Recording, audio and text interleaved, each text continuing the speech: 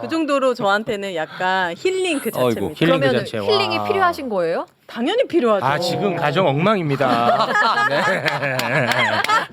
엉망입니다. 예, 엉망이에요 실제로. 필요합니다. 네. 아니 우리 그 교수님. 네. 저 이런 질문 하나 하고 싶어요. 저렇게 교수님을 통해서 힐링 받는 분들 많단 말이에요. 네. 그러면은 우리 교수님이 생각할 때 나 자신은 남들보다는 조금 더 잘 산다고 생각하세요? 의사 선생님 중에 건강한 분이 별로 없습니다. 아, 그런 거예요? 아 이건 너무 슬픈데. 직업적으로 보면 제일 우울한 사람 많고. 아하, 네. 이거 그래서 참. 이제 노력을 많이 하죠. 이제 행복의 기술 뭐 이런 것들 가지려고 노력 많이 하고요. 네. 실제로 학문적으로도 행복한이 아니라 행복한 사람이 아니라 행복의 기술이 탑재된 사람 이런 식의 표현을 더 많이 하니까 네. 교수님은 그런 기술자잖아요. 기술을 많이 갖고 있잖아요. 네, 네. 그럼 그 기술을 활용해서 나를 조금 더 편안하게 행복하게 만들 수도 있을 텐데 네, 네. 그런 것들은 많이 하고 계시는 거죠? 그렇죠. 그래서 네. 이제 그 잔 기술을 많이 쓰죠. 자기 그 통해요? 본인한테도 그런 장기술들이? 그럼요. 이제 뇌가 그렇게 뭐 대단히 큰 행복으로 그 행복해지는 게 아니라 그 상황에 맞는 과거에 유사한 작은 행복의 기억을 떠올리게 만드는 행동을 하면 또 뇌가 괜찮은데요? 이제 준비를 해주는 거죠. 행복할 때마다 그 상황을 육하 원칙에 의해서 요걸 하니까 행복해지네, 좀 마음이 풀리네, 살짝 기분이 좋아지네 기록하는 분들은 아무도 못 이겨요. 그래요? 네, 네. 괴로울 때 그 기억을 딱 꺼내서 적용시키는 거예요? 그렇죠. 그러니까 뭐 저 같은 경우는 예를 들어서 학교에서 뭐 총장님이나 학장님이랑 의견이 안 맞아서 좀 힘들 때 이게 직장 상사랑 안 맞는 거잖아요. 네. 그럴 때는 이제 수원시 인계동에서 카센터 하는 친구 김창석을 찾아가죠. 네. 그래서 걔랑 이제 사우나하고 알탕 먹으면 살짝 기분이 나아져요. 네, 이제 곧 그 다음에 의지력이나 신념은 그 다음에 발휘하는 거예요. 그럼 시동이 걸려야 엑셀레이터를 밟잖아요. 그게 이제 잔기술 중에 하나잖아요. 네네. 그런 게 보통 한 몇 개 정도 있으신 거예요? 엄청 많겠지. 그러니까 뭐 엄청 대학원생들이 말을 안 듣고 공부 안 하면 그럼 다른 방법을 써야죠. 집에 일찍 들어가서 찬물 샤워하고 아내한테 부탁해서 냉콩국수 먹으면 또 살짝 이제 학생 꾸역꾸역 가르치러 나가는 거예요. 그러니까 이런 기술을 많이 적어놓은 사람이 행복의 기술이 있는 사람이고, 그리고 그걸 많이 적어놓은 사람은 역사적으로 역경과 고난을 다 극복하는 사람이 되죠. 그거 제일 많이 적어놓은 분이 이순신 장군. 아 네, 그래요? 난중일기. 아. 거기 보면 그렇게 먹은 얘기, 수다 떤 얘기, 그리고 살짝 마음 풀려서 꾸역꾸역 다시 진모 보신 얘기 그런 거 엄청 많이 나오거든요. 그러니까 자기 행복 데이터베이스를 쌓아놓고 살짝 요럴 때 요거구나. 요럴 때 뇌가 그걸 실마리를 기억해 놓고요. 아 좋네. 좋다. 야 우리 뇌 마음 하면 굉장히 뭔가 좀 큰 느낌이고 뭐 눈에 안 보이는 추상적. 느낌이고 추상적이고 뭐 이런데 그냥 별거 아닌 약간 기계처럼 돌아간다고 봐야 되겠네요. 그렇죠. 그러니까 굉장히 정교하고도 재미있고도 신기한 기계예요. 네네네. 그러니까 기계라고 하면 우리가 철만 생각하잖아요. 네. 철이 아니라 우리가 이제 화학, RNA, DNA 이렇게 이제 구성되어 있는 하나의 유기체잖아요. 네. 유기체니까 작동 방식을 잘 알아놓으면 아. 아주 요긴하게 잘 써먹을 수 근데 있어요. 하진 못해도 그 상황을 떠올리기만 해도 저도 편안해지는 것 같긴 한데 막 너무 심란하고 힘들 때 저는 경리단길 남산 술클럽 가거든요. 거기 간 내 모습을 상상만 해도 약간 좋다 막 이런 느낌이 그래요? 있어요. 그래요? 이런 것도 좀 도움이 되겠네요. 그럼요. 왜냐하면 뇌가 인간의 뇌가 거울 뉴런부터 많잖아요. 이렇게 해가지고 자기가 가지고 있는 경험을 다른 사람의 경험을 통해서 받아들이기도 하고 상상을 통해서 약간 일부 충족을 하기도 하죠. 근데 이제 너무 상상만 하면 그리고 간접 먹히죠. 충족만 하니까 네. 나중에 이제 더 허무해질 수도 있는데 직접 충족이 어려울 때는 간접 충족을 하면서 이렇게 쭉 하다 보면 진정되는 그런 효과들. 그 다음에 진정돼. 살짝 극심한 스트레스에서 약간 벗어날 수 있는 그런 동력들은 많이 나죠. 네. 최웅님은 어떤 게 있는지 진짜. 궁금해요. 아무도 안 만나잖아. 아무도 안 만나요. 아니 저도 뭐 제가 항상 말씀드리지만 네. 뭐 제가 유독 즐거워하는 것들이 좀 있어요. 뭐요? 하나만 얘기해봐요. 아니 뭐 하나만. 풋살이라든지 아니면 뭐 그놈의 키스라든지 키스. 생각만 해도 네. 너무너무 행복해요. 풋살은 직접 경험이지만 키스는 네. 간접 경험이잖아요. 그거 직접 괜찮아요? 직접 그게 경험이다. 먹힌다고요? 네. 네. 있어야 됩니다. 다 있습니다 그런 네. 게. 근데 이런 게 이제 많으면 많을수록 조금 더 삶의 질은 올라가겠군요. 그렇죠. 큰 행복거리 하나 가지고 있는 사람보다 그렇지. 작은 행복거리 아. 여러 개 가지고 있는 사람들이 훨씬 훨씬 더 유리하죠. 최용님이 질문을 했잖아요. 요즘 행복하냐. 그래서 최용님께 제가 여쭤봤더니 죽을 맛이다라고 했잖아요. 저는 그거에 약간 스트레스 엄청 지수가 높을 것 같아요. 스트레스. 이 방송에 대한 스트레스가 엄청 방송에 많아. 대해서는 굉장히 예민합니다. 그리고 네. 엄청 완벽주의자라서 저희 방송 전에 신경 쓰고 되게 많잖아요. 그 스트레스가 막 옆에서도 느껴지거든요. 이런 완벽주의자를 위한 왜요? 내 옆에서 많이 힘든가 보네. 연기가 보이거든. 약간 이미지적으로. 마치 내 고충을 얘기하는 것 같지만 맞아. 자기 고충이야. 본인 상담이야. 자기 고충이야. 맞아요. 옆에서 힘들거든요. 이런 사람들이 그러면 조금 풀어지거나 스트레스를 풀 수 있는 게 네. 뭔지 궁금하신 거예요? 맞아요. 원래 이제 심리학자들이 조심해야 되는 게 사람 한번 쫙 보고 이 사람 어떤 사람이구나 이렇게 재단을 하면 안 되고요. 네. 사력 있게 다가가야 되는 건 분명한데 네. 제가 최욱 씨를 두 번째 뵙는데 네.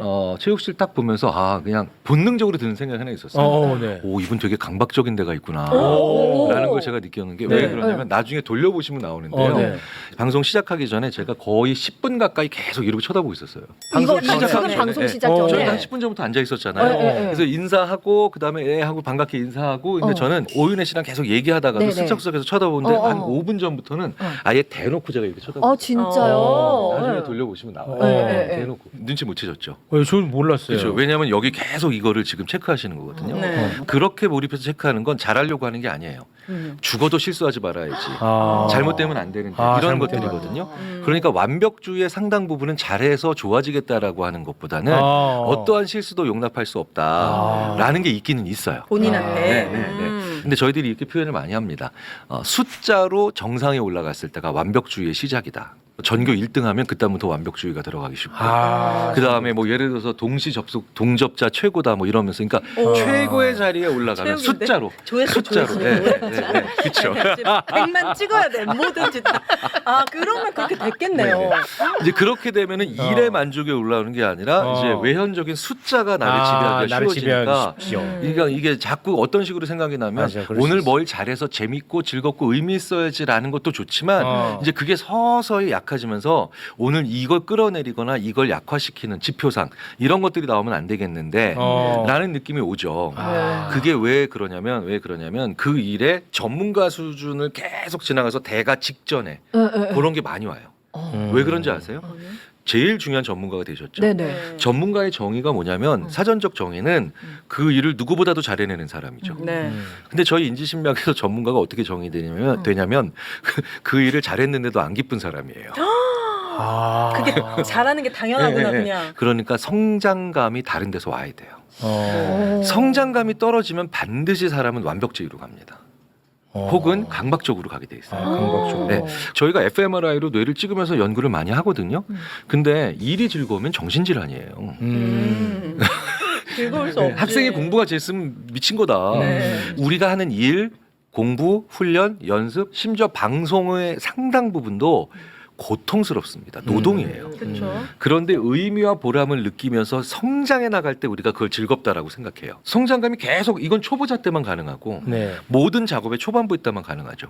그게 올라가기 시작해서 반열에 올라가면 그 다음부터는 성장감이 정체되죠. 그럼 이제 그렇겠죠. 본격적으로 일이 재미없는데 수치가 계속해서 나를 몰아붙이니까 이제 완벽해야 돼라고 하는 말을 하고 있지만 조금도 실수가 있으면 안 돼라고 하는 강박적인 자세들이 나오면서 이제 그러면 이게 이제 회복이 안 되면 이제 번아웃 번아웃. 그리고 더 오래 갈 수 롱런할 수 있는 사람인데도 조기에 갑자기 푹 하고 튀어나가는 중독 포기 반열에 올라갔는데 성장감이 떨어지니까 성장감을 다른 데서 보충을 하셔야 되는데 그 성장감 보충이 안 되니까 이제 그 일에서 즐거움과 행복이 전혀 없으니까 약간의 타격이 와도 갑자기 훅 하고 무너지는 그 그런 성장감 일들이 보충은 내 일 말고 다른 것에서 얻어도 괜찮다는 거예요? 우리 속담에 이런 게 있죠. 종로에서 뺨 맞고 한강에서 눈을 긴다. 네. 그러니까 이게 무슨 얘기냐면 감정을 전염시키는데 아주 능수능란한 게 우리 인간이에요. 그러니까 성장감도 감정이기 때문에 다 전염됩니다. 그래서 최고의 반열에 올라가면 네. 성장감이 절대로 쉽게 오지 않기 때문에 네. 사소한 걸 배워야 돼요. 배워. 사소한 거. 그래서 수많은 기업가들이 사업가들이 네. 안 해본 사업. 그러니까 얼마 전에는 제가 의료기를 만드는 회사인데 굉장히 큰 기업이거든요. 갑자기 그 회사 대표님이 1인 출판사를 야 재밌네. 네. 근데 물론 그 일 때문에 자기 본업이 망가지면 안 되죠. 네. 본업에서의 긴 정체된 시기를 잘 이겨내기 위해서 거기서 출판사를 하면서 이럽니다. 이렇게 뭐 키우는 재미를 15년 만에 처음 다시 와 아, 그래요. 라고 하는 아니, 거죠. 그래서 웃다가 하는구만. 그러니까 거기서 웃고 여기서 화내고. 그렇죠. 그런 게 필요해요. 필요해요. 네, 네, 네. 근데 이거랑 야. 약간 연관된 질문일 수도 있는데 뭔가 사람이 되게 힘들고 불안하고 좌절을 느낄 때 이거를 또 기회로 바꾸는 사람들이 있잖아요. 그렇죠. 그런 사람들의 특징이나 방법이 뭐예요? 보통 일반적으로 얼마 전부터는 회복 탄력성이 좋은 사람이다 이렇게 표현을 하더라고요. 아, 네. 네. 네네. 그런데 회복 탄력성이 좋은 사람들은 어떤 사람들이냐라고 보통 네. 얘기를 하면 대부분의 좌절이 인간이 느끼는 좌절이 인간 사회에서 좌절하는 거죠. 그렇죠. 네, 내가 저기까지 가야 되는데 저 사람들이 나를 인정해주지 않아서 혹은 많은 비난을 받아서 혹은 말도 안 되는 사람들이 정말 황당한 짓을 나한테 해서 근데 몸 다쳐서 뇌가 고통스러워할 때 이걸 담당하는 중추랑 그리고 사람 때문에 좌절했을 때의 그 담당하는 영역이 거의 비슷해요. 그만큼 좌절은 몸을 돌봐야만 회복됩니다.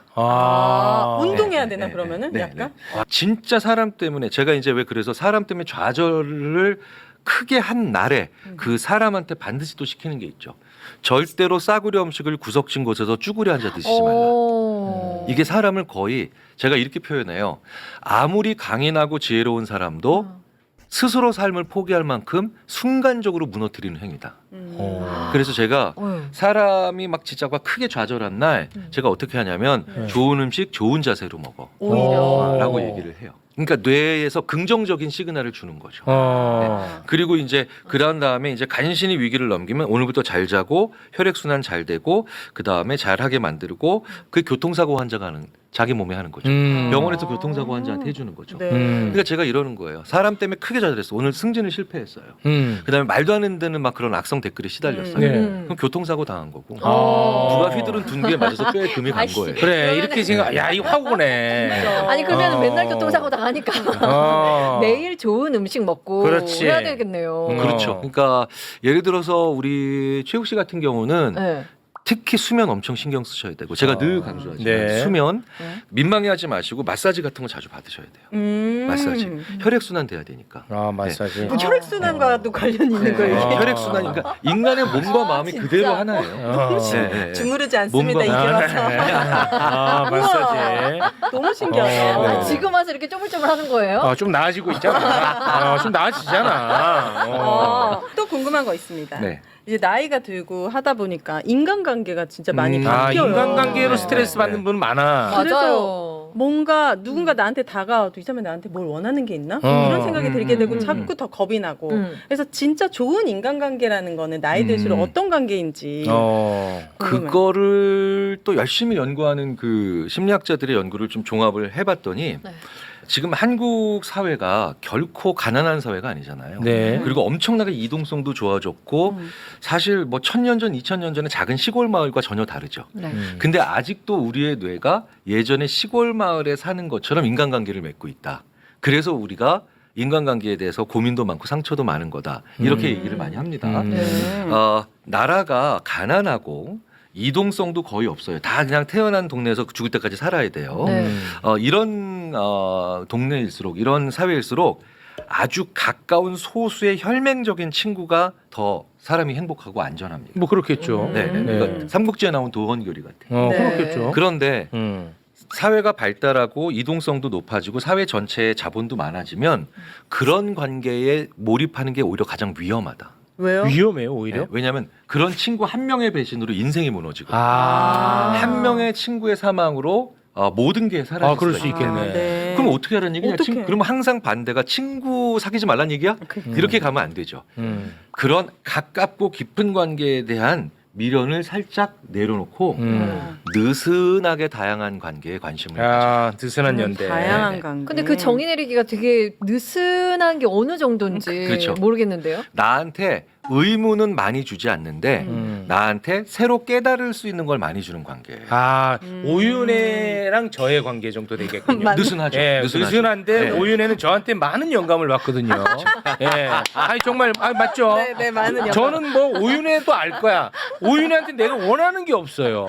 그러니까 너무 나로 없어. 인해서 스트레스를 받은 적이 아마 없을 겁니다. 맞아, 없어요. 그렇죠. 이런 관계? 그러니까 이게 생각해 보세요. 그 반대의 관계가 사실 부부예요. 아, 제 남편 때문에 지금 힘들어요. 지금 많이 힘들어. 야, 진짜 기가 막히네. 아, 진짜 우스갯소리가 아니에요. 이 반대가 부부라는 거죠. 그렇죠. 어. 그러니까 한 달에 한두 번이나 일주일에 한두 번 볼 때 너무 좋은 사람이 매일 보니까 이제 저렇게 살면 안 되겠구나가 다 보이잖아요. 아. 네. 아주 가깝고 그다음에 친한 사람은 내가 힘들고 고통스럽고 괴로울 때 힘이 돼줄 수 있는 아무리 밉고 고약해도 아. 그건 가족밖에 없죠. 맞아요. 맞아요. 그런데 예를 들어서 나 이번에 골프 완전 이글 했잖아. 그러면 가족들은 그거 어떡하라고 뭐 이런 얘기해요. 어쩌라고. 그럴 네. 것 같은데. 근데 그걸 진짜 재밌게 들어주는 느슨한 친구들이 있어요. 맞아. 같이 예, 붙이는 예, 예. 사람들. 맞아, 맞아. 예, 예, 예. 그러니까 느슨한 관계들이 오히려 그런 걸 잘해줘요. 맞아. 예, 그러네. 예, 예. 그게 느 느슨한 관계의 가장 백미입니다. 야, 그러네. 이런 관계가 필요하다는 거네. 그래서 정말 가족같이 가까운 사람 한 두세 명 혹은 서너 명 있고 그다음에 느슨한 사람 많이 있어야 돼요. 저의 그 인간관계는 좀 약간 우리 전문가가 봤을 때는 좀 극단적으로 볼 수도 있을 것 같아서 자기 고백을 좀 잠깐 해보자면 네. 저는 상대에게 기대도 하지 않고 상대가 나에게 기대하지 못하게 하는 관계. 맞아. 이 관계를 저는 많이 추구합니다. 네, 네. 부모도 열애 없어요. 네, 네, 네, 네. 부모 형제 다 열애 없습니다. 저는 네. 이런 관계를 계속해서 이어가고 지속해 간다는 것. 이거는 어떻게 좀 긍정적일까요? 부정적일까요? 최욱 씨 같은 분들을 사람들 중에 한 20% 정도 존재하는 개인주의자라 그래요. 개인주의. 네, 근데 이 개인주의를 이기주의랑 착각하시면 큰일 납니다. 네. 그래서 우리가 사람들을 보통 보면 정치하시는 분들이 진보 보수로 많이 나누잖아요. 네. 그런데 그리고 나머지 어느 쪽에도 안 속한 분들을 약간 중도라고 표현하잖아요. 네네네. 그분들이 바로 개인주의자들이에요. 아. 20에서 30%. 네. 그래서 이분들은 누군가의 자유 의지가 훼손당하는 걸 되게 싫어하세요. 네. 근데 문제는 개인주의적인 분들이 자기와 마찬가지로 개인주의가 잘 발달된 분들을 보면서 서로 존중하는 관계를 만들면 그 다음부터 외로움이 상당 부분 달래지는데 문제는 개인주의적인 분들의 수가 생각보다 의외로 그렇게 많지 않으니 네. 아무리 20%라도 우리 5천만이면 1,000만밖에 안 되잖아요. 네. 그러니까 나머지 4천만들과만 자꾸 지내고 관계를 맞으려고 하면 본인이 너무 힘들고 외롭고 지치는 경우들이 많다는 거예요. 저도 근데 약간 우기 오빠 같은 스타일이거든요. 한 인간관계를 웬만하면 안 맺고 맺으면 좀 깊게 맺는데 이렇게 맺다 보니까 느껴지는 한계점이 뭐냐면은 뭔가 내가 좋은 일이 생겼어.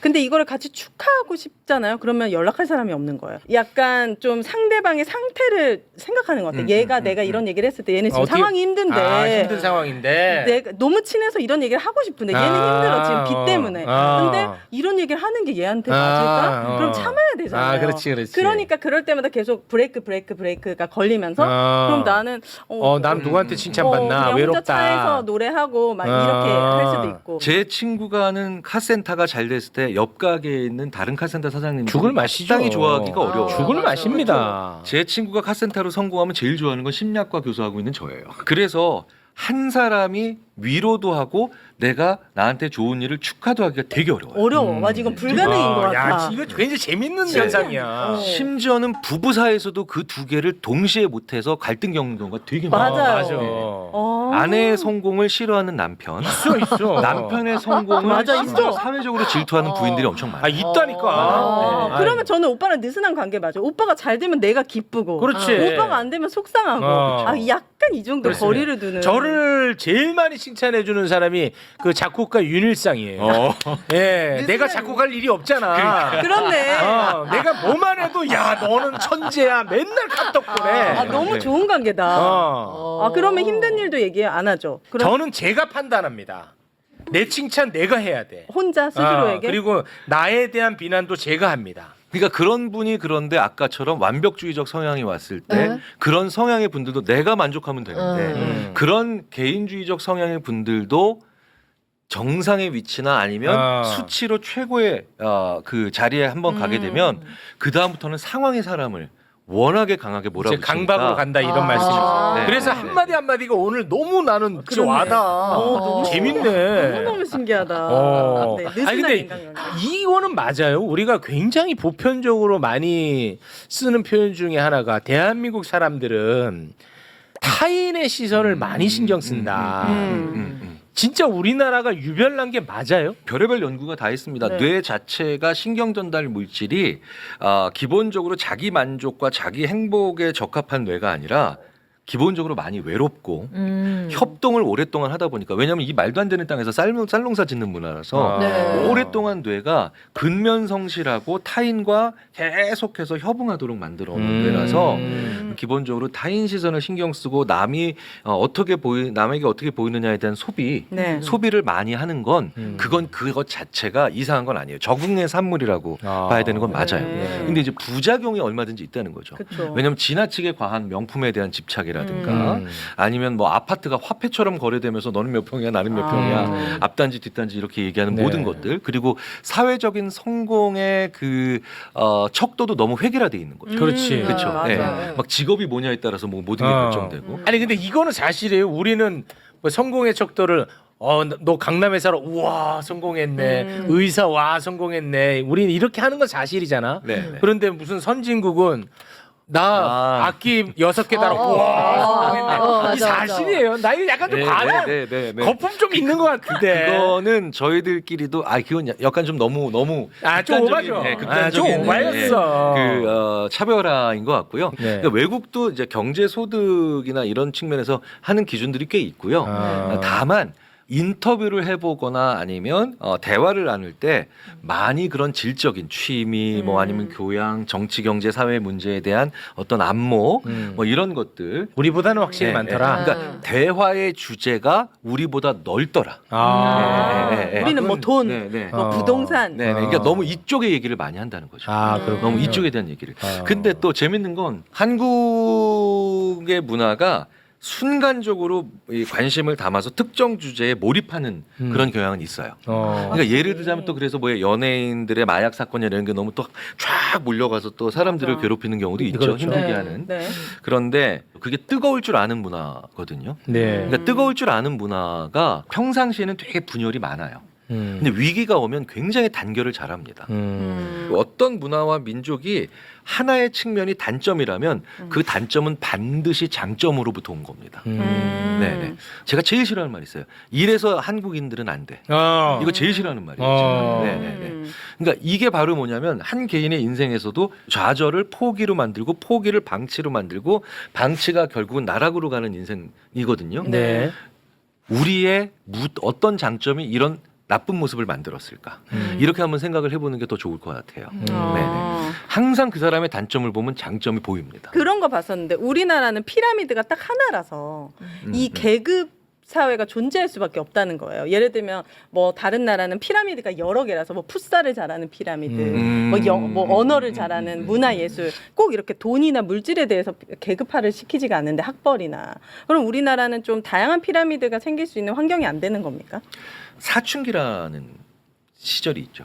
그러니까 이게 바로 뭐냐면 본격적으로 내가 왜 이 세상에 태어났을까를 고민하면서 네. 혼란한 시기가 사춘기거든요. 근데 한국 사회가 지금 사춘기를 지나고 있다는 얘기를 사회심리학자들이 엄청 많이 해요.